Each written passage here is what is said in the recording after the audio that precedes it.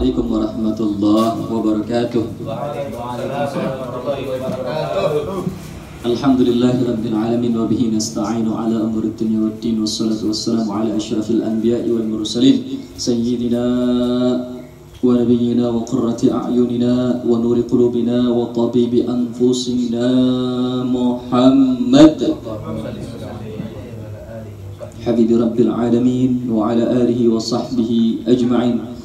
Subhanaka la ilma lana illa ma 'allamtana innaka antal alimul hakim. Rabbi shrah li sadri wa yassir li amri wahlul 'uqdatan min lisani yafqahu qawli bijahin Nabi Muhammad sallallahu alaihi wasallam wa alihi.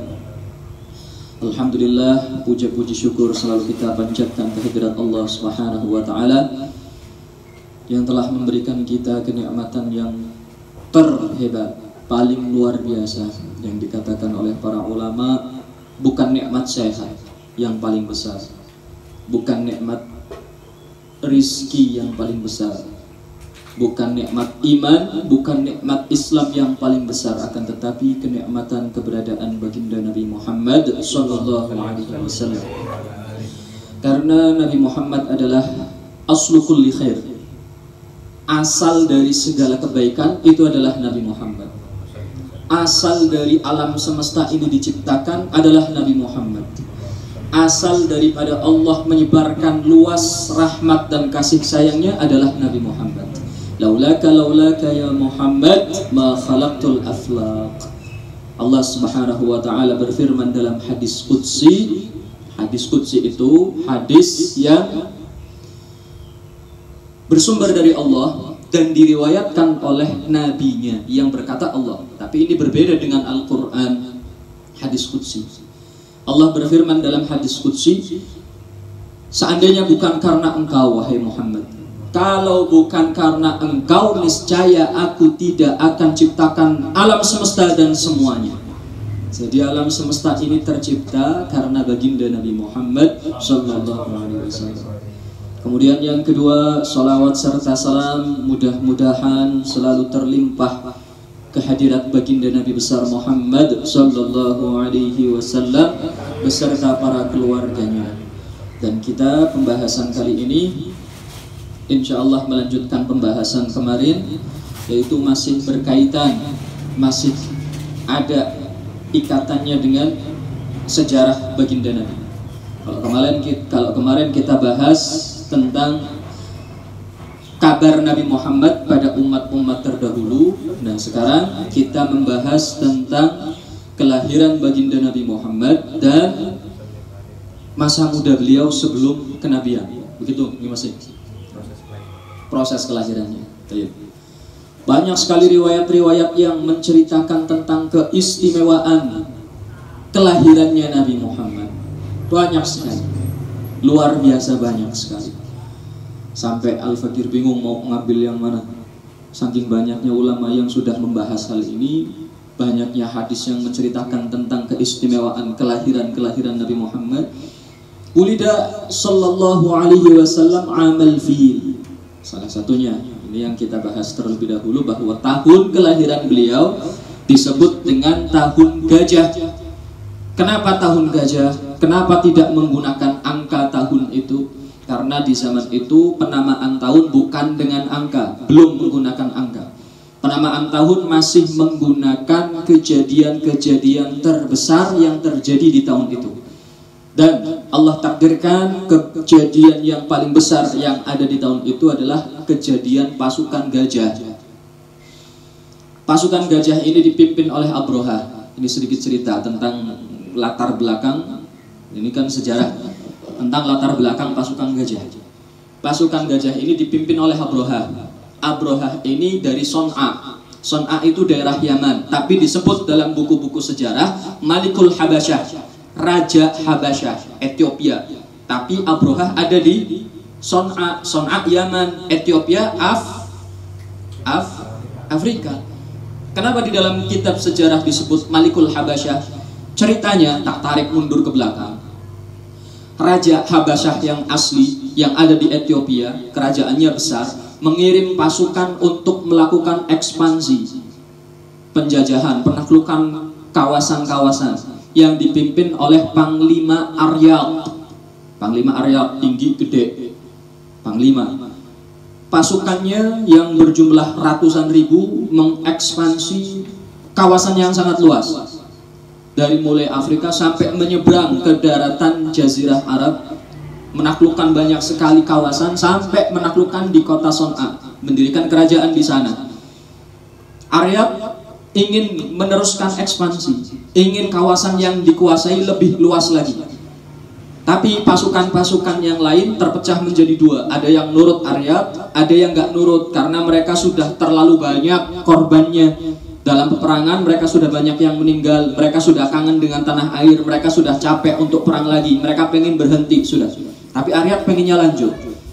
Akhirnya pasukan terpecah jadi dua. Pasukan yang membelot ini dipimpin oleh seorang prajurit bernama Abroha. Abroha ini awalnya prajurit yang dipimpin oleh Panglima Aryad. Kemudian Aryad mengatakan, wahai Abroha, tidak boleh dalam satu pasukan dipimpin oleh dua orang. Kita selesaikan duel antara dirimu dengan diriku. Abroha orangnya pendekar, pendek lan mekar. Sedangkan Aryad tinggi gede, Panglima. Akhirnya duel untuk memperebutkan kekuasaan pasukan yang sangat besar ini. Duel antara Aryad dan Abroha. Ternyata Abroha meskipun tubuhnya kecil, dia diuntungkan dengan gerakannya yang lincah. Saat duel, Aryad kalah lincah, dan dia disabet dari belakang sama Abroha. Mati dia, tapi sebelum mati dia sempat menghujamkan ayunan pedangnya hingga mengenai sebagian wajahnya Abroha. Sigar semuanya. Sehingga Abroha itu hidungnya buntung. Julukannya Abroha adalah Abroha al-Ashram. Julukannya si hidung buntung. Kemudian dia tambal dengan emas agar tidak busuk. Itu Abroha. Itulah sejarah kenapa Abroha pemimpin raja di Son'a, tapi disebut dalam kitab-kitab sejarah sebagai Malikul Habasyah, Raja Habasyah, karena kerajaan yang ada di Son'a adalah anak dari kerajaan utama yang ada di Ethiopia. Faham? Alhamdulillah. Kayak rai-rai rada al-plongo. Tapi paham ya? Alhamdulillah. Kemudian Abroha menjadi raja di Son'a secara mutlak. Kekuasaannya semakin besar dan semakin besar. Semakin hari dia mendengar kabar tentang adanya bangunan suci yang dikeramatkan oleh manusia yang bernama Ka'bah. Dari mulai zaman Nabi Ibrahim, orang-orang sudah pada berdatangan ke Ka'bah. Abroha iri, pengen membuat bangunan tandingan Ka'bah. Dia bikin sebuah gereja namanya Qulais, gereja Qulais. Dibikin dengan sangat megah, sangat luar biasa eksentrik untuk mengalihkan orang-orang yang pada datang ke Ka'bah agar datangnya ke Son'a saja, ke Qulais. Nggak usah datang ke Ka'bah, bangunan tua itu. Akhirnya dibikin Qulais yang sangat megah, sangat besar. Setelah jadi, Abroha bangga. Nah, orang-orang yang fanatik, yang cinta dengan Ka'bah dari turun-temurun, dengar Abroha bikin bangunan untuk menyaingi Ka'bah, dia nggak terima. Ka'bah mau disaingin, awas. Akhirnya dia secara diam-diam datang ke kerajaannya Abroha bersama orang-orang. Otomatis yang namanya kerajaan banyak orang keluar masuk. Dia datang ke situ, masuk ke dalam Qulais, dia buang hajat di situ. Buang hajat, nini, paham nini, mengeluarkan emas yang terpendam. Kemudian tidak hanya buang hajat di dalam Qulais, dia ambil hajatnya ini, dia dia letok tentang tembok-temboknya Qulais. Habis itu udah pergi. Keesokan harinya Abroha dia datang ke Qulais untuk menikmati keindahannya. Dia hirup udara di dalam Qulais. Parfum apa ini? Ada yang beli parfum baru ternyata. Kok parfumnya aneh, kecut orang benar. Ternyata di situ sudah ada banyak kotoran yang tertempel di tembok-tembok. Abroha marah dan dia mencari tahu siapa yang melakukan ini. Informan mengatakan, ahlul Ka'bah, orang-orang salah satu di antara orang yang fanatik dengan Ka'bah. Nah, semenjak itu Abrahah bertekad, dia bersumpah untuk menghancurkan Ka'bah. Lalu karena dia tahu yang akan dia hancurkan adalah bangunan yang keramat. Ka'bah sudah terkenal, ini bangunan keramat, gak ada yang berani macam-macam sama Ka'bah. Abrahah tahu itu. Cuman karena dia dilawan kalah sama emosi, dia tetap kekeh untuk menghancurkan Ka'bah ini. Maka dipersiapkanlah pasukan yang belum ada, yang belum pernah ada di zaman itu. Yang biasanya pasukan pakai kuda, pakai onta, lah ini pakai gajah. Gajah dipersiapkan banyak untuk perjalanan dari Son'a, Yaman, ke Mekah. Tujuannya satu, menghancurkan Ka'bah. Dari perjalanannya Son'a Mekah ini perjalanan yang sangat panjang. Di tengah-tengah jalan banyak sekali kabilah-kabilah yang berusaha untuk menghentikan pasukan gajah. Tapi karena saking besarnya pasukan gajah, kabilah itu hanya seperti semut di hadapan Abrahah. Tinggal pites. Dan Abrahah tidak tahu jalan ke Mekah. Yang dia tahu hanya kalau ke Mekah ya ke utara. Cuman ke utaranya agak ke sana atau agak ke sana dia nggak tahu. Jalannya belum tahu. Di antara salah satu kabilah yang dia kalahkan, banyak yang dipaksa untuk menunjukkan jalan ke Mekah. Gak ada yang berani, gak ada yang mau. Hingga akhirnya dia nemu satu yang bisa dia paksa untuk menunjukkan jalan ke Mekah. Setelah dia ditunjukkan jalan ke Mekah, sampai di tepian kota Mekah, ternyata orang yang menunjukkan jalan ini kualat. Mati mengenaskan dia, gara-gara menunjukkan Abrahah jalan ke Mekah. Macam-macam sama Ka'bah, padahal ini cuma tunjukkan saja. Matinya mati mengenaskan. Gak langsung menyerang, Abrahah membuat tenda di sekitaran Mekah. Sebelum masuk ke Mekah, dia bikin tenda di situ. Dia utus satu utusan ke dalam kota Mekah untuk menanyakan siapa pemimpin kota Mekah, pemimpin bangsa Arab secara keseluruhan. Masuk ke dalam kota Mekah, tanya siapa, ketemu sama kakeknya Nabi Muhammad, Sayyidina Abdul Muttalib. Beliau pada saat itu pemimpin kota Mekah, pemimpin Quraisy, dan Quraisy ini kabilah paling tinggi. Yang jelas kalau sudah memimpin Quraisy berarti memimpin semua yang ada di bawahnya, termasuk kabilah-kabilah yang lain. Nah, ini disampaikan pesan dari Abrahah, bahwasanya Abrahah pengen ketemu sama sampean. Ya siap, kapan waktunya, ditentukan waktunya. Nah, Abrahah dan pasukannya di luar kota Mekah, mereka bikin tenda. Di sela-sela istirahat mereka, pasukan-pasukannya ini tangannya gratil. Pasukan-pasukannya ini ngelihat ada ratusan onta, dia jarah, dia ambil, mereka ambil secara paksa. Yang tidak lain, ratusan onta itu adalah milik Sayyidina Abdul Muttalib yang dititipkan sama orang di luar Mekah untuk digembalakan. Dapat info ontanya dirampas. Nah, kebetulan ini utusannya Abrahah datang untuk dia menemui Abrahah.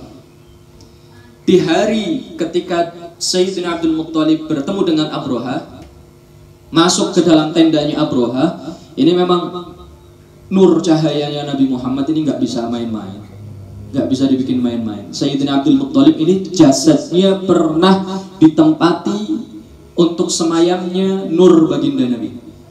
Wibawanya masih ada, wibawanya masih besar. Ketika masuk ke dalam tendanya Abrahah di atas singgasana, para patih di bawah.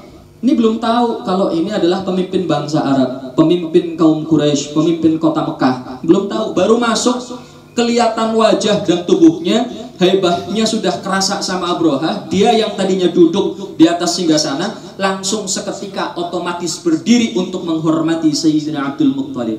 Sallallahu alaihi Nabi Muhammad. Ada lurung kenal dia siapa. Kelihatan sekali wibawanya. Kemudian datang, baru memperkenalkan diri, saya Abdul Muttalib, saya pemimpin kota Mekah, saya pimpinan bangsa Arab. Saya datang ke sini untuk memenuhi panggilanmu. Oh, ternyata engkau pemimpin bangsa Arab. Dalam hatinya Abrahah, dan oh pantas wibawanya gede nemen.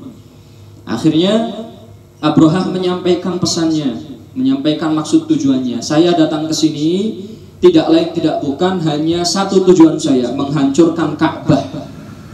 Aku tidak ada urusan dengan orang-orang Mekah. Aku tidak ada urusan dengan siapapun. Urusanku cuma sama Ka'bah. Kalau pengen selamat, silahkan kalian pergi. Tapi kalau kalian coba-coba menghalangi saya, jangan salahkan kalau kami bunuh. Kalau kami bumi hanguskan semuanya. Karena tujuan kami cuma Ka'bah. Silahkan kalian mengungsi, kalian menyelamatkan diri, kami nggak akan ganggu kalian, kata Abroha. Kemudian pesan yang kedua sama yang disampaikan Abroha, saya pengen memberikan satu hal sama kamu. Kamu minta apa? Sebelum saya laksanakan tujuan saya, kamu minta apa wahai Abdul Muttalib? Sayyidina Abdul Muttalib sebagai pemimpin kota Mekah, beliau mengatakan, aku tidak minta apapun dari kamu kecuali satu. Apa itu? Kau kembalikan onta-ontaku. Abroha langsung ketawa. Orang-orang yang di situ semua langsung ketawa. Ini pemimpin bangsa Arab. Ketika kotanya dalam ancaman mau dihancurkan, yang dia pikirkan malah onta-ontanya. Gak pantas ente jadi pemimpin bangsa Arab. Bahkan jadi pemimpin apapun ente gak pantas, kata Abroha. Dia ketawa, dicibir Sayyidina Abdul Muttalib. Namun Sayyidina Abdul Muttalib langsung membungkam mereka semua dengan satu jawaban yang singkat, ringkas, tapi membuat semuanya langsung gentar dan ciut nyalinya untuk melanjutkan tujuan mereka. Sayyidina Abdul Muttalib mengatakan satu hal, Ana Rabbul Ibil walil Ka'bah Rabbun Yahmiha. Aku ini pemilik onta, aku tanggung jawab sama onta-ontaku. Sedangkan Ka'bah yang kamu mau hancurkan itu punya pemilik sendiri yang pasti tidak akan diam ketika Ka'bah mau dihancurkan. Nah, kira-kira Abroha gentar gak? Gentar. Dia tahu pemilik Ka'bah ini Tuhan semesta alam. Ka'bah ini bangunan yang sudah keramat dari zamannya Nabi Ibrahim. Di situ semuanya langsung diam, yang tadinya ketawa, diam ketakutan. Cuman mau bagaimana lagi? Udah kadung dari Yaman ke Mekah, perjalanan sangat jauh, masa mau mundur? Lanjut. Akhirnya keesokan harinya semua penghuni Mekah sudah mengungsi ke bukit-bukit Mekah itu. Jadi posisi geografisnya Mekah itu ini gunung-gunung, ini di bawah itu Mekah. Jadi orang-orang pada mengungsi ke gunung-gunung, ke bukit-bukit. Pasukan gajah masuk, dipimpin oleh Abroha. Ini sebenarnya gajah-gajah, hewan-hewan yang pada saat itu ditunggangi sama para pasukan gajah ini membelot ketika diarahkan ke Ka'bah. Karena gajah, hewan, kuda ini punya insting. Ketika di depan ada bahaya, mereka nggak mau melanjutkan, tapi dipaksa, dipentung, disabet, akhirnya mereka mau. Ketika mereka masuk ke dalam kota Mekah, di siang hari langit cerah, tiba-tiba langit menjadi gelap gulita. Bukan awan, bukan mendung, bukan hujan, tapi ribuan bahkan jutaan burung. Alam tara kaifa fa'ala rabbuka bi ashabil. Tidakkah kalian melihat? Ini kejadian diabadikan oleh Allah di dalam Al-Quran, surat Al-Fil. Tidakkah kalian melihat apa yang dilakukan oleh Allah terhadap para pasukan gajah? Alam yaj'al kaidahum fi tadlil. Bukankah Allah telah menjadikan usaha mereka sia-sia? Wa arsala 'alaihim tayran ababil. Lalu Allah mengirimkan untuk mereka burung ababil. Yang mana burung ababil ini, masing-masing burung itu membawa 3 batu dari neraka. Tarmihim bihijaratin min sijil. Masing-masing batu itu, satu di minqar, paruh, 2 di di cakarnya. Ini batu sijil, batu dari neraka sijil. Yang kemudian ya neraka, batu neraka kayak apa panasnya batu neraka? La haula wala quwata illa billah. Kayak apa batu neraka dibawa ke alam dunia? Sedangkan Rasulullah pernah menceritakan tentang paling ringannya api neraka. Nah, sebelum diceritakan tentang paling ringannya api neraka, ini api yang ada di dunia yang selama ini kita gunakan, entah itu untuk membakar sampah, untuk masak, untuk ini itu. Ini cicitnya api neraka. Mbahnya api yang ada di dunia ini neraka. Jadi dulu Allah ketika menciptakan bumi, menciptakan alam semesta untuk kemaslahatan manusia, Allah memerintahkan kepada salah satu malaikat yang kuat, entah itu malaikat Jibril, entah itu malaikat yang lain, untuk mengambil api dari neraka, ditaruh di bumi. Karena bumi juga membutuhkan api untuk kemaslahatan hidup makhluknya, makhluk hidup yang ada di sana. Maka datang malaikat Jibril kepada malaikat penjaga neraka. Siapa? Malaikat Malik. Di situ malaikat Jibril menyampaikan perintah dari Allah. Aku disuruh oleh Allah untuk mengambil sedikit daripada api neraka untuk aku taruh di bumi. Berapa sedikitnya? Ya sudah, segenggam aja, segenggam. Malaikat Malik bilang, segenggam hancur salam semesta. Loh, terus segimana? Sebiji sawi. Sebiji sawi itu pun lebih kecil. Kecil sekali. Iya. Itu cukup. Bahkan lebih. Nanti kamu jangan langsung taruh di bumi. Itu kamu harus rendam dulu di satu samudera selama 70.000 tahun. Kalau samudera itu sudah umek, sudah nggak kuat lagi, dipindah ke samudera lain 70.000 tahun sampai 7 samudera. Baru api itu bisa digunakan untuk kemaslahatan di bumi. Ini api di bumi kita keselumut, kebakar. Panasnya kayak apa? Apa maning bae sing kang neraka, naudzubillahi min dzalik. Dikatakan sama Rasulullah sallallahu alaihi wasallam bahwa ada salah seorang di antara umat manusia yang diazab di neraka yang paling dingin. Tapi neraka, meskipun paling atis tapi neraka. Dikatakan dia dipakaikan sepatu di kakinya. Sepatu itu terbuat dari besi yang telah dibakar dengan api neraka. Yang dipakaikan di kaki, sepatu itu dipakaikan di kaki, tapi yang sampai umek apa bahasa Indonesia aja, mendidih, dipakaikan di kaki, yang mendidih di kepala. Ya Allah, la haula wala quwwata illa billah. Sampai orang itu menjerit berteriak, ya Allah, sungguh tidak ada siksaan yang lebih berat di neraka ini melainkan siksaan yang kau berikan kepadaku. Kata Rasulullah, padahal paling ringan. Nah, ini paling ringannya. Bayangkan itu batu yang telah dibakar di dalam neraka dibawa ke alam dunia. Kayak apa? La haula wala quwwata illa billah. Tarmihim bihijaratin min sijil. Masing-masing burung itu melemparkan batu-batu sijil itu kepada para pasukan gajah. Terus faja'alahum ka'asfin ma'kul. Iya. Dan Allah bikin mereka seperti daun-daun yang dimakan ulat. Kayak apa? Al-Fakir pernah buka di tafsir Jalalain. Maksudnya, ketika batu itu nyampe ke pasukan gajah, mereka pakai helm dari besi, pakai baju zirah, semuanya besi karena mau berperang. Karena ini pasukan. Semuanya dari besi baja. Ketika batu itu nyampe di kepala mereka, tembus besi, tembus tengkorak, tembus sampai gajah yang mereka tunggangi tembus hingga batu itu jatuh ke tanah. Oh, kayak apa rasa sakitnya? Tembus dari atas sampai ke bawah, dari ujung kepala sampai ujung kaki, tembus bolong kabeh. Kayak kalian jembreng plastik resep, ana wesi sing wis abang, besi yang sudah merah dibakar, dijatuhkan. Kayak apa? Bolong kan? Nah, seperti itu. Dari mulai ujung kepala sampai ujung kaki, sampai gajahnya ini tembus semuanya. Arahnya lagi mereka nggak langsung mati. Dikatakan mereka itu sekarat, bolong semuanya, dan mereka nggak langsung mati, sekarat. Berusaha untuk balik ke Son'a.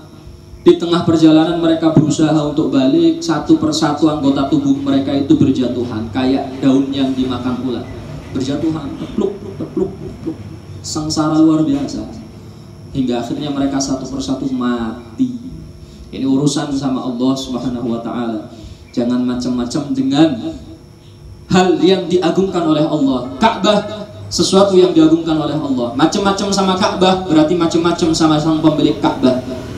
Bukan hanya Ka'bah, masjid yang diagungkan oleh Allah, ulama yang diagungkan oleh Allah, Nabi Muhammad, sesuatu yang paling diagungkan oleh Allah. Jangan macam-macam sama Nabi Muhammad, jangan macam-macam sama semua yang diagungkan oleh Allah, karena itu berarti kita menabuh genderang perang untuk melawan Allah. Siapa yang bakal menang ketika lawannya adalah Allah? Jika kalian suka dengan video ini, like, share, and subscribe. Jangan biarkan kebaikan ini hanya berhenti pada kalian. Ajak yang lain juga ya, biar sama-sama masuk surga.